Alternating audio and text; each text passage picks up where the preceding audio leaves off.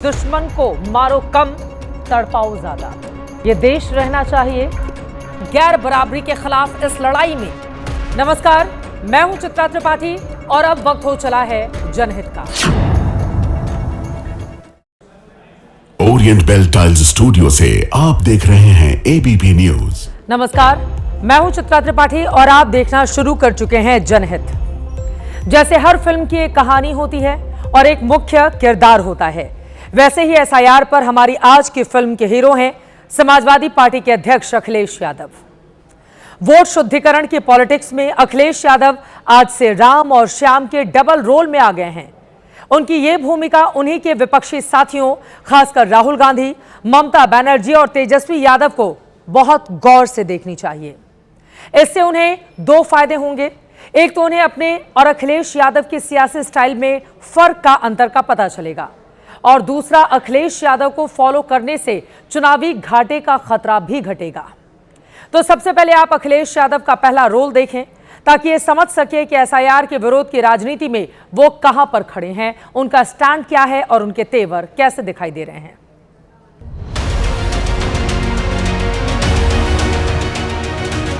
उत्तर प्रदेश और वेस्ट बंगाल में बड़ी तैयारी है भारतीय जनता पार्टी की। एसआईआर के बहाने करोड़ों लोगों को वंचित करना चाहते हैं, करोड़ों लोगों को वोट के अधिकार से दूर रखना चाहते हैं। 2024 में जिन विधानसभाओं में समाजवादी पार्टी जीती है, इंडिया गठबंधन जीता है, उन विधानसभाओं में 50,000 से ज्यादा वोट काट दिया जाए एसआईआर के बहाने। जिस समय सबसे ज्यादा शादियां हैं, सबसे ज्यादा लोग व्यस्त हैं शादियों में, तब एसआईआर यूपी में चल रही है। आपको अपना वोट बनाना है, वोट कटने से बचाना है, वोट वोटर लिस्ट में जुड़वाना है।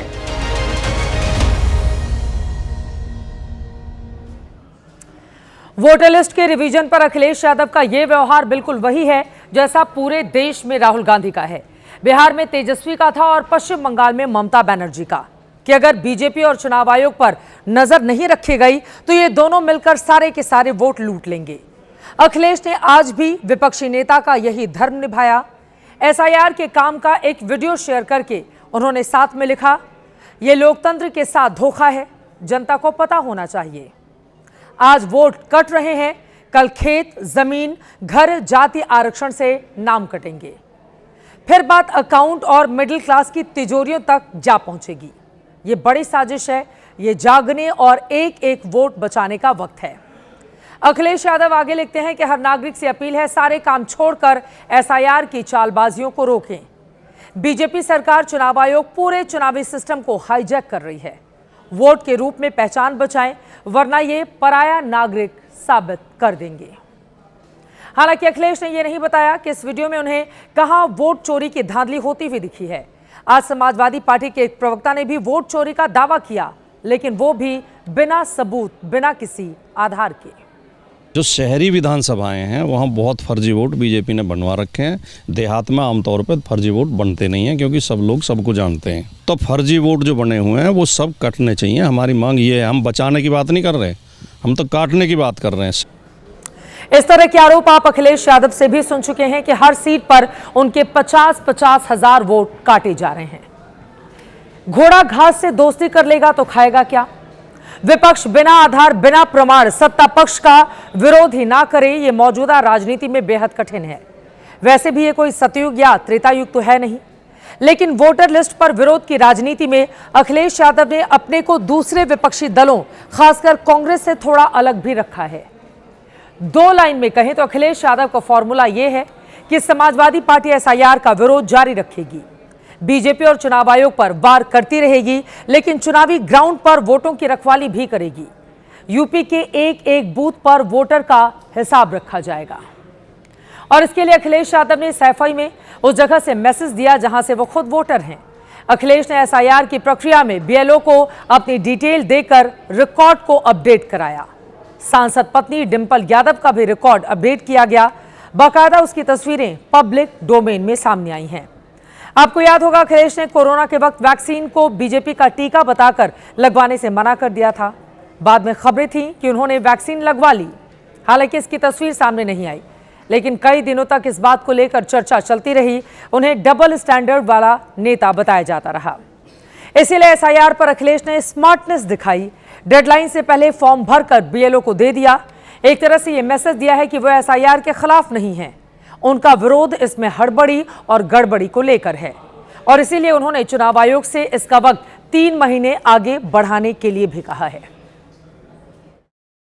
कल उन्होंने उनके द्वारा पूरा फॉर्म भरा गया और उसमें सारे कॉलम्स को उन्होंने देखा, समझा और उसमें जो भी एसेंशियल जो चीज़ें थी उन्होंने भरवाई, अपनी स्वयं भरी और उसके बाद स्वयं उन्होंने हस्ताक्षर किए और बीएलओ से और क्षेत्र में आ रही एसआईआर के संबंध में जो इनकी समस्याएं थी उनके संबंध में उन्होंने पूछा भी कि आप लोगों को क्या क्या समस्याओं का सामना करना पड़ रहा है और उन्होंने अपने समर्थन की बात भी की थी कि बीएलओ की कोई परेशानी की बात नहीं है, आपको तनाव या इस प्रकार की कोई अप्रिय घटना ना हो, आप बताइए हमारे बीएलएज आपकी मदद कर रहे हैं कि नहीं कर रहे हैं। इन्हीं सारी चीज़ों के बारे में उन्होंने जानकारी प्राप्त की। मोटे तौर पर अखिलेश यादव की पॉलिटिकल लाइन दिखती है कि वोट चोरी का मुद्दा तो बनाए रखेंगे, पर उसमें इतने गहरे नहीं उतरेंगे कि 2027 में यूपी में भी वही हो जो बिहार में हाल के चुनाव में देखने को मिला है। बिहार में राहुल गांधी ज्यादातर वक्त वोट चोरी के मुद्दे पर डटे रहे। तेजस्वी यादव को भी उन्हें फॉलो करना पड़ा, जबकि एसआईआर की प्रक्रिया वक्त पर पूरी हुई। फिर फाइनल वोटर लिस्ट आ गई, वोट भी ज्यादा पड़े, वोट चोरी का मुद्दा भी उल्टा पड़ गया। समाजवादी पार्टी की यूपी में वैसी स्थिति नहीं है जैसी कांग्रेस पार्टी की है। पार्टी का 80 जिलों और 403 सीटों पर अपना संगठन है। कार्यकर्ताओं के नाम पर सन्नाटा भी नहीं है। इसीलिए अखिलेश बीच की लाइन लेते हुए पूरे यूपी में एसआईआर पर निगरानी के लिए अपने पीडीए प्रहरियों की तैनाती कर चुके हैं। मैंने जनहित में आपको कल भी बताया था कि ये पीडीए प्रहरी एक तरह से बीएलए जैसे पार्टी वॉलंटियर ही हैं, जो बीएलओ की मदद करते हैं। इनकी जिम्मेदारी है कि पार्टी के परंपरागत वोटरों का नाम वोटर लिस्ट में ना छूटे और किसी दूसरे के फर्जी वोट ना जुड़ जाएं। और ये पीडीए प्रहरी, इस प्लान में अखिलेश ने 1 महीने पहले बिहार की हवा भांप कर ही अपना पूरा प्लान तैयार किया था। एक एक करके उसके बारे में भी जानकारी दे देते हैं। अखिलेश यादव ने 27 अक्टूबर को पीडीए प्रहरी प्लान लॉन्च किया था। यूपी में 1,61,000 पोलिंग स्टेशन है। पीडीए प्रहरियों का टास्क है हर वोट की रक्षा करना। पीडीए प्रहरी प्रदेश के हर ब्लॉक में सक्रिय हैं।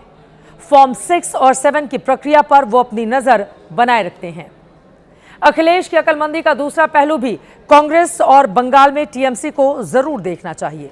जिस वक्त वोट चोरी के मुद्दे को लेकर कांग्रेस सड़क पर प्रदर्शन करने में, प्रेस कॉन्फ्रेंस करके आरोप लगाने और अगले वीडियो प्रेजेंटेशन की तैयारी करने तक ही सीमित रही, उसी समय में समाजवादी पार्टी के पीडीए प्रहरी चुनावी ग्राउंड पर हैं। एसआईआर के नाम पर, अपने वोटों की रक्षा के नाम पर जमीन पर जाकर वोटरों से मुलाकात कर रहे हैं। एक तरह से 2027 का प्रचार शुरू कर चुके हैं। लोग ये बता रहे हैं, लोग ये कह रहे हैं भैया फॉर्म हम लोगों को जान करके लोगों ने नहीं दिया, क्योंकि वो एक जाति समाज के आज की तारीख में चुनाव आयोग को जुगाड़ आयोग बना रखा है। सर रात में हम लोग 1:30 से 2 बजे तक काम करते हैं घर में। ऊपर से प्रेशर आ रहा है कि आप लोग फॉर्म नहीं कलेक्ट कर रहे। आए दिन हम लोग डीएम सर की डांट खाते हैं, एसडीएम मैम डांटती हैं। किसी के फादर का डिटेल नहीं मिल पा रही, किसी की माता की डिटेल नहीं मिल पा रही, तो इसके चलते बहुत समस्या आ रही है। पीडीए प्रहरी बनाने और एसआईआर को लेकर अखिलेश यादव के डबल रोल निभाने की एक और वजह है। अखिलेश को पता है कि वोट चोरी का मुद्दा पकड़कर बैठने में अगर दूसरे मुद्दे पीछे छूटे तो 2027 में कांग्रेस का भला क्या जाएगा। जमीन तो उनकी है, नुकसान तो यकीनन समाजवादी पार्टी का होगा। यह तो बात हो गई उत्तर प्रदेश की, जहां पर तैयारी जोर शोर से अखिलेश यादव की ओर से किया जा रहा है। हर जगह अपनी नजरें सपा के मुखिया बनाए हुए हैं। अब यूपी के बाद पश्चिम बंगाल का रुख कर लेते हैं, क्योंकि वोट शुद्धिकरण की सियासी हांडी पर बंगाल की राजनीति सबसे ज्यादा उबल रही है। उसके पीछे की वजह है 2.5 महीने के बाद वहां पर चुनावी शंखनाद होना है। मुख्यमंत्री ममता बनर्जी और उनकी टीएमसी पार्टी एसआईआर को रोकने की लगातार मांग कर रही है। चुनाव आयोग के बुलावे पर अपना पक्ष रखने के लिए आज टीएमसी का प्रतिनिधिमंडल उसके दिल्ली दफ्तर पहुंचा। डेरेक ओब्रायन, कल्याण बनर्जी, डोला सेन सहित 10 सांसद इस डेलीगेशन का हिस्सा थे। इस मुलाकात में टीएमसी नेताओं ने चुनाव आयोग से सवाल किया कि एसआईआर का असली मकसद क्या है। जो वोटर लिस्ट लोकसभा चुनाव में मान्य थी, वो अचानक अविश्वसनीय क्यों हो गई।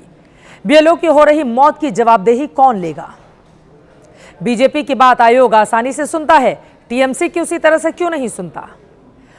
क्या चुनाव आयोग बीजेपी के नियंत्रण में काम करता है? मीटिंग के बाद टीएमसी सांसद बाहर आए तो आरोप लगा दिया कि चुनाव आयोग ने उनके किसी भी सवाल का जवाब ही नहीं दिया। 10 MPs from the All India Trinamool Congress met with the Chief Election Commissioner Mr. Kumar and his team. We first handed over to him a list of almost 40 dead because of the SIR process. We raised 5 questions. 1, 2, 3, 4, 5. We did not get an answer to any of our 5 questions.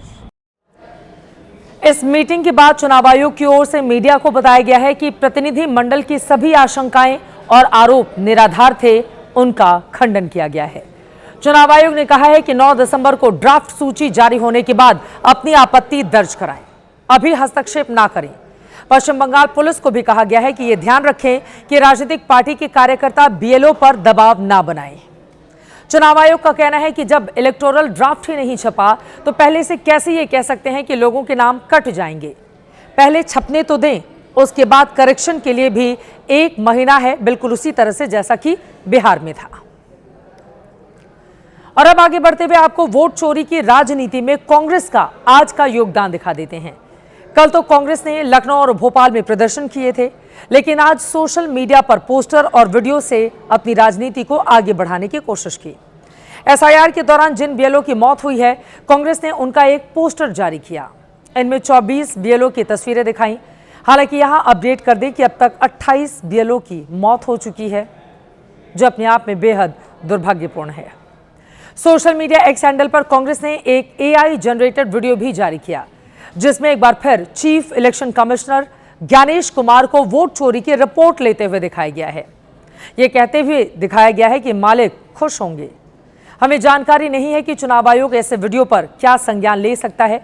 कुछ दिन पहले देश के 272 जाने माने लोगों ने बाकायदा एक चिट्ठी लिखकर कहा था कि संवैधानिक संस्थाओं पर ऐसे हमले देश के हित में नहीं हैं। वैसे एक बार फिर लग रहा है कि देश की सबसे पुरानी पार्टी कांग्रेस के दिन अच्छे नहीं चल रहे हैं। बिहार चुनाव में करारी हार के बाद पार्टी के अंदर सिर्फ फटोवल तेज हो गई है। बैठकों में नेता एक दूसरे पर ठीकरा फोड़ रहे हैं। दिल्ली में 2 दिन चली बैठक से 4 बड़ी खबरें, बड़ी बातें निकलकर सामने आई। पहली खबर तो यह है कि प्रदेश के नेताओं ने आरजेडी से गठबंधन तोड़कर अपने दम पर बढ़ने की सलाह दी है।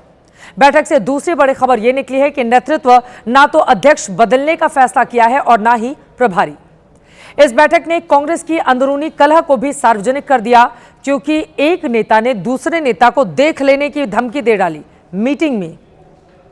और पार्टी ने यह बात भी माना है कि असदुद्दीन ओवैसी की वजह से सीमांचल क्षेत्र में कांग्रेस पार्टी को काफी नुकसान पहुंचा। ओवैसी फैक्टर ने कैसे कांग्रेस नेताओं का सुख चैन छीन लिया है, इसके बारे में आगे बताएंगे, लेकिन पहले आरजेडी से गठबंधन तोड़ने की सलाह पर आते हैं। हुआ यह है कि कल और आज कांग्रेस नेताओं के साथ राहुल गांधी और मल्लिकार्जुन खड़गे ने मीटिंग की। कल 10-10 नेताओं के ग्रुप में बिहार के नेताओं को बुलाया गया।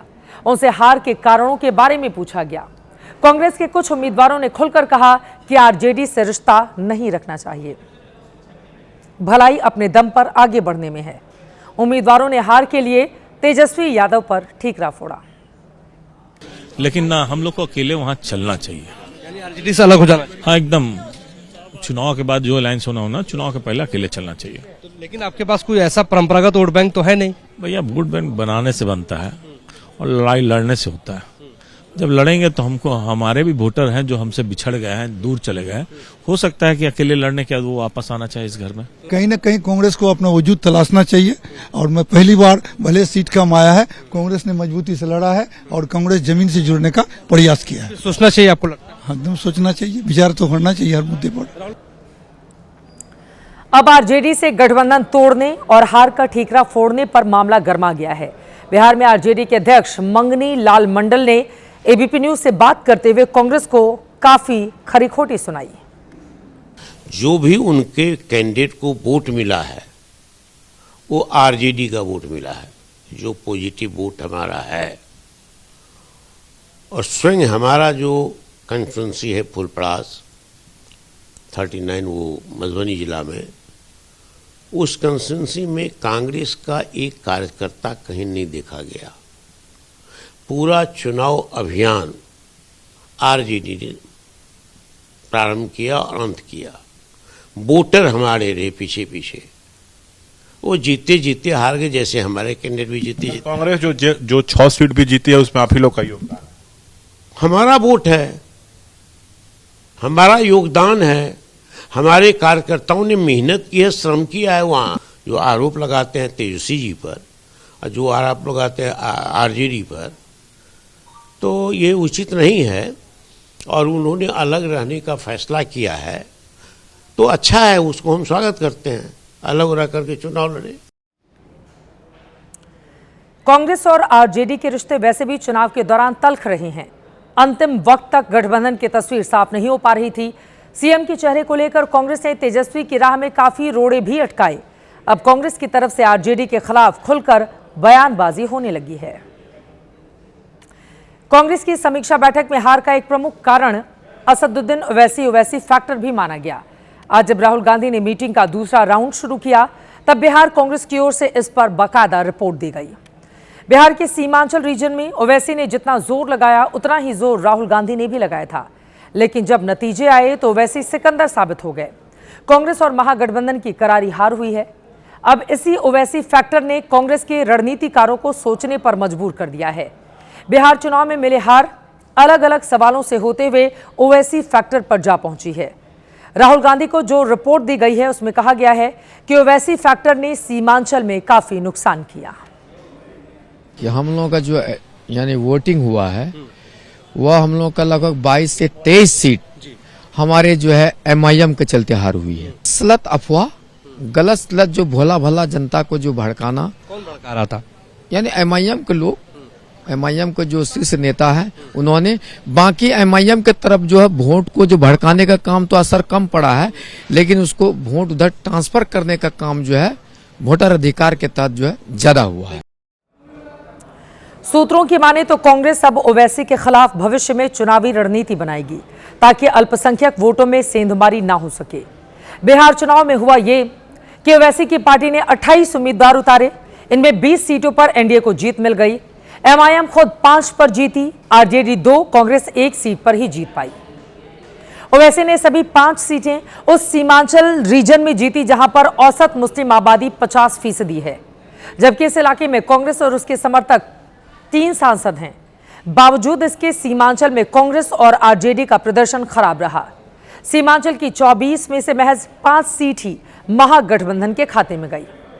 कांग्रेस ने अपनी समीक्षा के दौरान यह भी माना है कि मुस्लिम उप मुख्यमंत्री घोषित ना करना नुकसान का एक कारण बना। प्रचार में ओवैसी का कहना है कि मुसलमान क्या सिर्फ दरी बिछाएगा। उनका यह बयान महागठबंधन को भारी पड़ गया। इसी बीच में हमारे एक पार्टी है, अब उसको मौका मिला जो नैरेटिव क्रिएट करने वाला कि 2% वाले को मुख्यमंत्री बनाते हैं और आप दरी बिछाओ, मुसलमानों में एक मैसेज देने का काम किया, जिसका बहुत बुरा प्रभाव खास करके सीमांचल में पड़ा। सीमांचल जो 5 सीट जीत गई यही नैरेटिव सेट करके, लेकिन उसका पूरा प्रभाव पूरे बिहार में पड़ा। चलिए बिहार से आगे बढ़ते हुए आपको लेकर चलते हैं महाराष्ट्र, जहां नगर निकाय चुनाव की वजह से सत्ताधारी गठबंधन का झगड़ा बढ़ता ही जा रहा है। अब शिवसेना की ओर से सीधे सीधे सीएम की कुर्सी पर दावेदारी की जा रही है। असल में हो ये रहा है कि नगर निकाय के जो चुनाव महाराष्ट्र भर में हो रहे हैं उसमें शिंदे के शिवसेना और भारतीय जनता पार्टी आमने सामने हैं। दर्जनों सीटों पर मुख्य मुकाबला इन्हीं दोनों के बीच में है। ऐसे में बीजेपी और शिवसेना के नेता एक दूसरे के खिलाफ न सिर्फ प्रचार में आग उगल रहे हैं, बल्कि गठबंधन के भविष्य को लेकर भी सवाल खड़े कर रहे हैं। सबसे पहले महाराष्ट्र की इन कुछ तस्वीरों को आप गौर से देखिए, जो महायुति यानी कि एनडीए गठबंधन के अंदर चल रही तकरार की खबरों को न सिर्फ पुख्ता कर रही हैं, बल्कि गठबंधन की गांठें भी खोल रही हैं। पहली तस्वीर कोंकण के मालवण की है, जहां शिंदे के शिवसेना के विधायक ने बीजेपी पर पैसे बांटने का आरोप लगाया। बीजेपी के नेता के घर स्टिंग ऑपरेशन करके 25 लाख रुपए जब्त किए। जबकि दूसरी तस्वीर हिंगोली जिले के शिवसेना विधायक संतोष बांगर की है, जिन्होंने एक सभा में आरोप लगाया कि सरकार ने 100 पुलिस वाले रात के अंधेरे में उनके घर भेजे। तीसरी तस्वीर दहानू की है, जहां शिंदे और फडणवीस में चुनावी सभा के दौरान रावण और लंका वाली जुबानी जंग हुई। और चौथी तस्वीर में देखिए कैसे लगातार बीजेपी शिवसेना के लोकल नेताओं को तोड़कर अपने पाले में कर रही है, बीजेपी में शामिल कराती जा रही है। कल जनहित में आपने देखा था कैसे शिवसेना के विधायक नीलेश राणे ने बीजेपी के प्रदेश अध्यक्ष रविंद्र चव्हाण पर चुनाव में पैसे बांटने के गंभीर आरोप लगाए। अब आज इस मुद्दे को उद्धव ठाकरे ने भुना लिया है। बाकायदा प्रेस कॉन्फ्रेंस कर पूछा कि पैसों की बरामदगी को लेकर कार्रवाई क्यों नहीं हो रही। अजित पवार जो फाइनेंस मिनिस्टर है उनको उप मुख्यमंत्री में नहीं मानता, क्योंकि वो संवैधानिक पद है नहीं। अर्थमंत्री कहते हैं कि मेरे पास तिजोरी है, चंद्रकांत पाटिल कहते हैं कि तिजोरी वाला मालिक तो हमारे पास है, दूसरा दाढ़ी वाला वो तो खुजाते बैठा है दाढ़ी अपनी, तो उसके हाथ में क्या है वही उसको पता नहीं चल रहा है। पैसे की इतनी मस्ती आज तक महाराष्ट्र ने कभी देखी नहीं थी। क्या कार्रवाई कौन करेगा? कौन है? आरोप भी वही करते हैं और खुद ही क्या जजमेंट भी वही देते हैं। अब आपको एक और तस्वीर दिखाते हैं। सोशल मीडिया पर वायरल हो रही तस्वीर में शिवसेना के प्रमुख और डिप्टी सीएम एकनाथ शिंदे के साथ कांग्रेस के नेताओं की तस्वीर भी लगी है। पोस्टर को जूम करके देखेंगे तो कांग्रेस अध्यक्ष मल्लिकार्जुन खड़गे, सोनिया गांधी और राहुल गांधी की तस्वीर दिखेगी। पोस्टर पर एक बड़ी तस्वीर शिंदे की है, बाकी लोग कोई राष्ट्रीय या प्रादेशिक पहचान वाले नहीं हैं। अब सवाल यह है, कांग्रेस के नेताओं के साथ शिंदे की तस्वीर पोस्टर पर क्यों है? असल में ये पोस्टर नगर निकाय चुनाव में बदलते समीकरण की गवाही है। धाराशिव जिले का उमरगा नगर परिषद के चुनाव से जुड़ा ये पोस्टर है, जहां शिवसेना कांग्रेस ने नगर अध्यक्ष पद पर साझा उम्मीदवार उतारा है।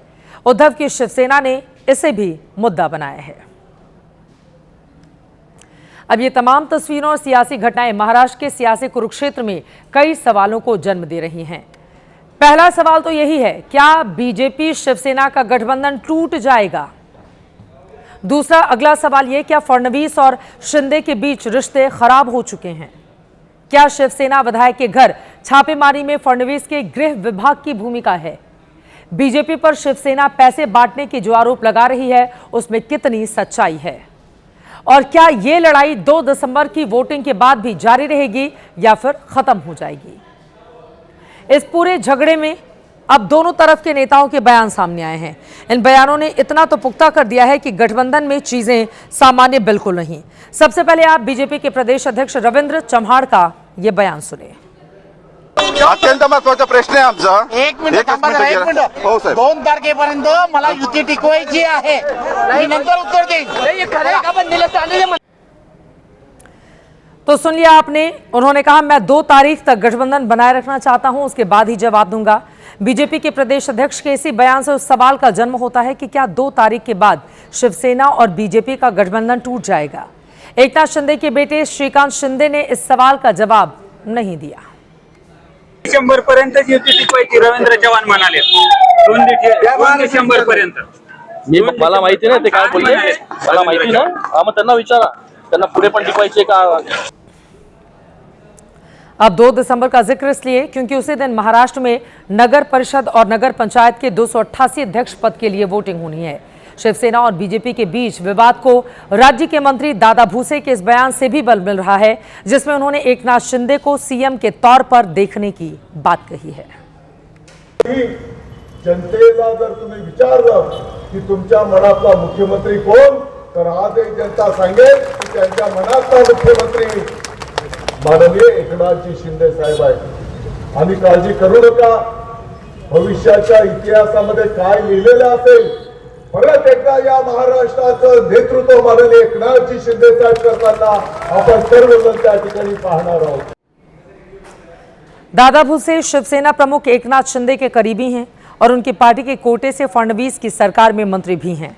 अब आप इन बयानों से अंदाजा लगाइए कि महाराष्ट्र की सियासत में क्या चल रहा है, क्योंकि दोनों तरफ से 2 तारीख को लेकर अलग अलग तरह के बयान सामने आ रहे हैं।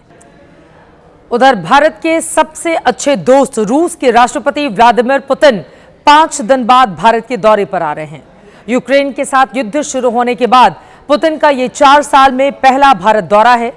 एक बार फिर प्रधानमंत्री मोदी और राष्ट्रपति पुतिन की केमिस्ट्री पर पूरी दुनिया की निगाहें हैं। अमेरिकी दबाव के बावजूद भारत और रूस ने एक दूसरे का साथ कभी नहीं छोड़ा। चाहे ट्रंप टैरिफ ने भारत का आर्थिक गणित बिगाड़ने की कोशिश की हो या फिर पुतिन को झुकाने की कोशिश की गई हो, लेकिन ये दोस्ती हमेशा पक्की रही।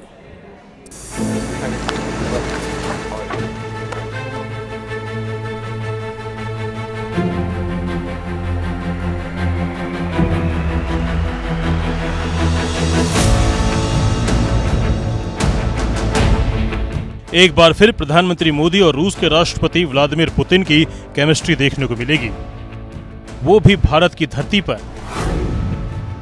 इस बार पुतिन 2022 में यूक्रेन युद्ध शुरू होने के बाद पहली बार दिल्ली आ रहे हैं।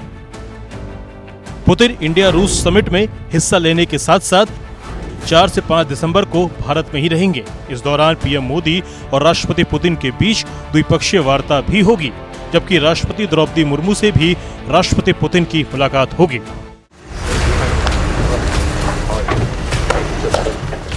प्रधानमंत्री मोदी ने पुतिन को भारत आने का न्योता दिया था। पूरी दुनिया की नजर पुतिन मोदी की मुलाकात पर रहेगी। खासकर अमेरिका, चीन, पाकिस्तान और यूक्रेन जैसे देश भी अपने अपने चश्मे से इस मुलाकात को देखना चाहेंगे। माना जा रहा है कि पुतिन के भारत आने के बाद S-400 डिफेंस डील पर भी मुहर लग सकती है। ऑपरेशन सिंदूर के दौरान S-400 डिफेंस सिस्टम ने शानदार काम किया था। यूक्रेन रूस युद्ध पर अब तक विराम नहीं लगा है, जबकि ट्रंप भी पुतिन और जेलेंस्की को युद्ध खत्म करने के लिए तैयार नहीं कर पा रहे हैं। पूरी दुनिया मानती है कि पुतिन को प्रधानमंत्री नरेंद्र मोदी पर जो भरोसा है, उससे कहीं न कहीं एक बार फिर शांति के प्रयासों को और बल मिलेगा। आपको बता दें कि आखिरी बार दोनों ग्लोबल लीडर चीन में शंघाई कोऑपरेशन ऑर्गेनाइजेशन समिट के दौरान मिले थे।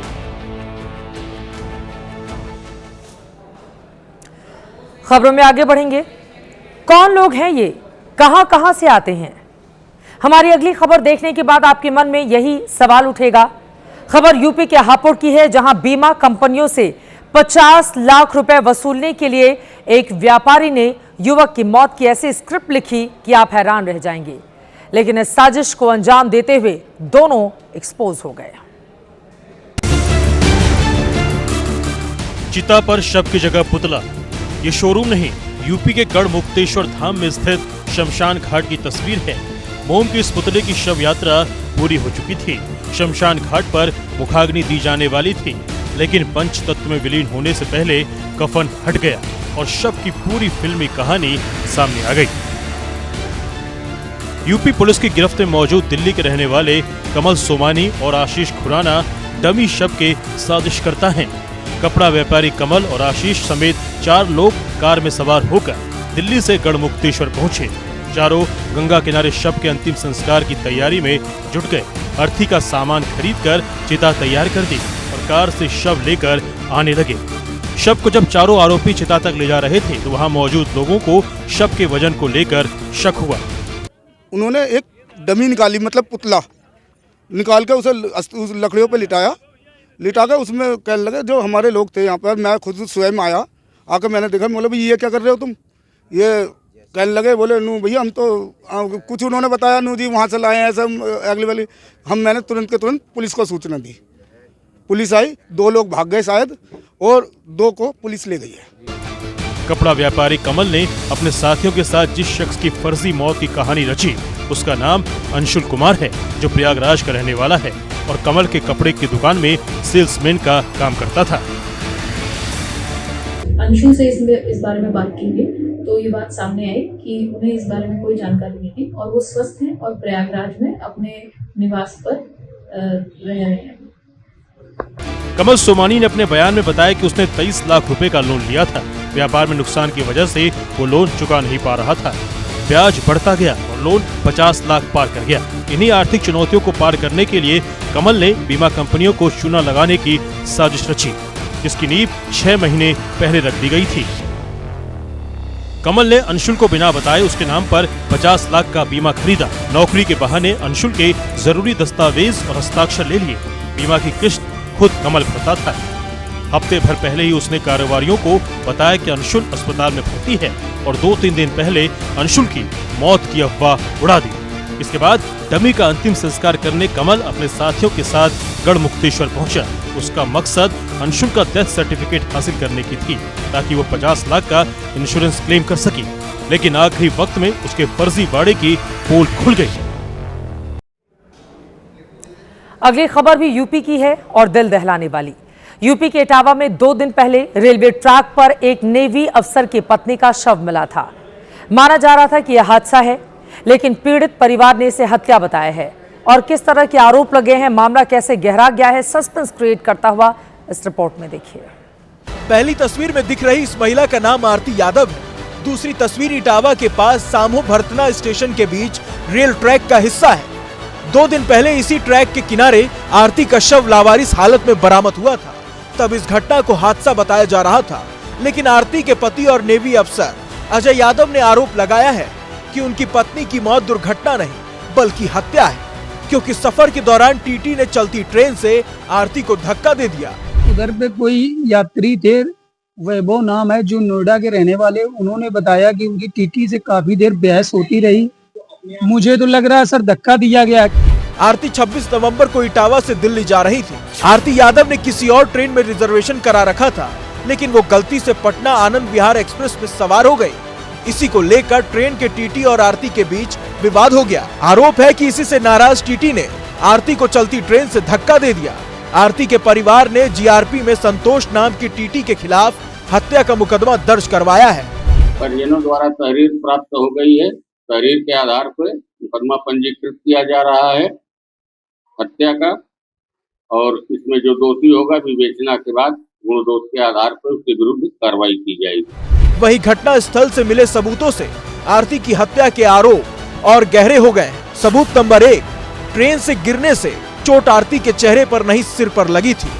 सबूत नंबर 2, आरती का पर्स घटना स्थल से करीब 4 किलोमीटर दूर मिला। सबूत नंबर 3, आरती की मोबाइल की लोकेशन कहीं और की, जो अब भी गायब है। इन्हीं सबूतों और एक यात्री के बयान के आधार पर अब पीड़ित परिवार इस मामले में निष्पक्ष जांच और आरती के लिए इंसाफ की मांग कर रहा है। जनहित पे आगे बढ़ेंगे। हांगकांग में 7 इमारतों के 2000 फ्लैट्स में से एक साथ आग लगने का भयानक मंजर देखकर पूरी दुनिया हिल गई है, खासकर बड़े शहरों में ऊंची इमारतों में रहने वाले लोग। हांगकांग के इस हादसे में 128 लोगों की मौत हो चुकी है। 200 से ज्यादा लोग अब भी लापता हैं या बुरी तरह झुलसे।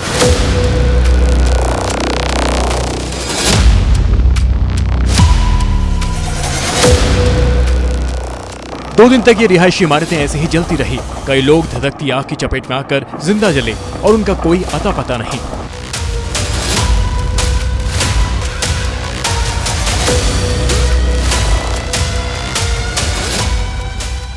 आखिरकार आग पर 2 दिन बाद काबू पाया जा सका, लेकिन अपनों को खोने के गम में लोगों की आंखों से आंसू रुक नहीं रहे हैं। हांगकांग के ताइपो जिले के वांगफू कोर्ट हाउसिंग कॉम्प्लेक्स में 8 में से 7 इमारतें अब राख बन चुकी हैं। इन इमारतों की कालिख और धुआं बता रहे हैं कि यहाँ कितनी भीषण आग लगी थी।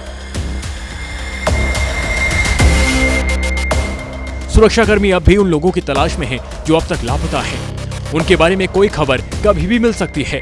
आग लगने की कई वजह बताई जा रही हैं, जिनमें से इमारत के ऊपरी हिस्से में बांस का मचान, प्लास्टिक से बने शेड जल्दी आग पकड़ना शामिल है। बताया जा रहा है कि यहाँ अलार्म सिस्टम भी काम नहीं कर रहा था।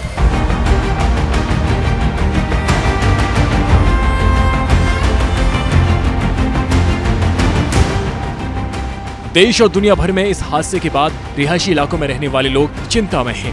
ताइपो जिले से करीब 4000 किलोमीटर दूर दिल्ली, मुंबई जैसे शहरों की रिहायशी इमारतें हों या फिर न्यूयॉर्क जैसे शहरों की आलीशान इमारतों में रह रहे लोगों के लिए ये किसी अलार्म से दर्दनाक हादसा कम नहीं है।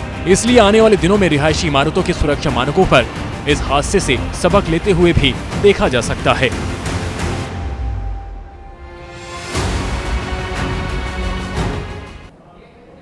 और इस वक्त की बड़ी खबर आप तक पहुंचाते हैं। कर्नाटक में सीएम विवाद को लेकर बड़ी खबर है। कांग्रेस नेतृत्व ने सीएम विवाद को आपस में ही सुलझाने के लिए कहा है। मुख्यमंत्री सिद्धारमैया ने इस पर चर्चा के लिए कल सुबह नाश्ते पर डिप्टी सीएम डीके शिवकुमार को अपने घर बुलाया है। और अब आज का जनहित मंत्र, बुराई बड़ी हो या छोटी, हमेशा विनाश करती है। क्योंकि नाव में छेद छोटा हो या फिर बड़ा, वो नाव को डुबा ही देता है।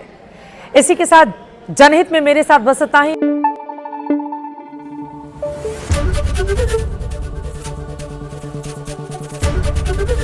एबीपी न्यूज आपको रखे आगे।